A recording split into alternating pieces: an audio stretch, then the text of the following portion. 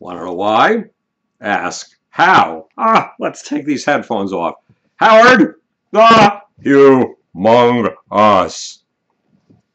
I've just been reading your comments on the postings, the posting I just put up on how Google has acquired a dozen, actually 13 at this point, artificial intelligence and robot companies, and what it's likely to do once it takes the brains from DeepMind Industries in England and inserts them in its robots from Japan, Toronto, and mostly from Boston and California.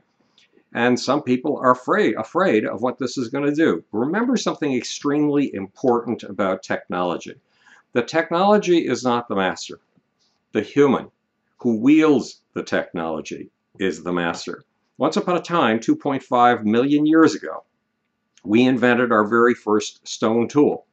We call it, when we look at it these days, the stone axe. It was basically a hammer. It was a great big rock that you held in your fist, and you could use it to smash barley corns. You could use it to grind rocks, which people did in order to make makeup 280,000 years ago. You could use it to go and kill an animal, or you could use it to kill your neighbor. Much later, we had the invention of the handle, and the handle turned that blob of stone into a hammer. A hammer has proven to be one of the most remarkable tools in human history. It allowed us to build houses. It allowed us to construct things. But a hammer can be used to kill, or a hammer can be used to build a house. If we had sat around thinking about all of the horrible uses of the hammer and how the hammer was going to create unprecedented carnage and bloodshed, we would never have started building homes. We would never have built villages, towns, all the magnificent stuff that hammers later allowed. Which should we have been focused on when we first invented the hammer? Its negative possibilities or its positive possibilities? With its positive possibilities, we house millions and later billions of human beings. We looked at the positive sides of our technology, the positive sides of the hammer. If we had looked only at the ethical problems of the hammer and how many people it would have been used to kill, and we had outlawed the hammer at that early stage, we would have denied humans some of the most astonishing things that humans have ever achieved. Then there's the question of, are robots going to put us out of work? Well, once upon a time, looms were invented that allowed entrepreneurs, people who wanted to sell cloth, to farm out the business of making cloth to a bunch of people working in their cottages. And on looms, which are high technology devices that make weaving cloth much, much easier than it was before the invention of the loom, with these looms in their cottages, people started looming unprecedented amounts of fabric, but not really enough fabric to solve world needs. And remember, back in the days of Muhammad, when Muhammad was commanding 69 military campaigns and personally leading 27 of them, knocking off a soldier from the other side was a big deal, because if you killed him, you could steal his clothes.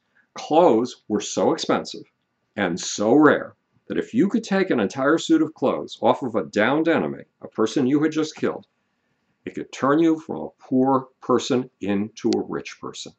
With that one set of clothes, you could buy a farm and you could be fixed for life. When looms came along around 1800, and people started looming fabric in their cottages, it made a lot more fabric available and it made it cheap. But then somebody figured out how to attach the steam engine to the loom.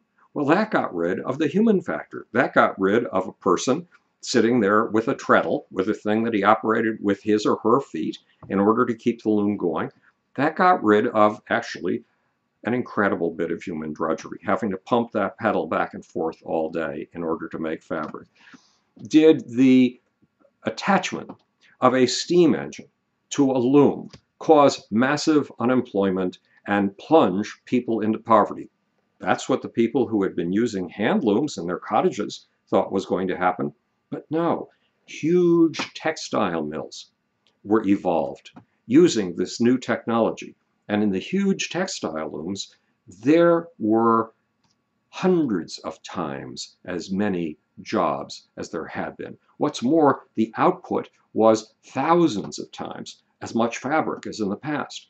And the cost of fabric went down so much that by the late 20th century, every rock bottom poor tribesman everywhere in Africa, people making $1.59 a year in a cash income, every single one of them had cotton shorts, cotton t-shirts, and cotton caps, something that had been impossible in the days of Muhammad, when just managing to get your hands on one fancy suit of clothes made you a wealthy person for life. Should we have stopped the attachment of the steam engine to the loom because we were afraid that was going to kill jobs in the cottage industry? Should we have stopped the hammer and stopped every bit of construction that we know as human housing today? No. When you get a new technology, exult over the positive possibilities. Spend at least 90 to 95% of your time and energy dreaming about the extraordinary things that you can achieve with these new technologies. Put at most 5% of your time into thinking out how these things could be used in a negative way.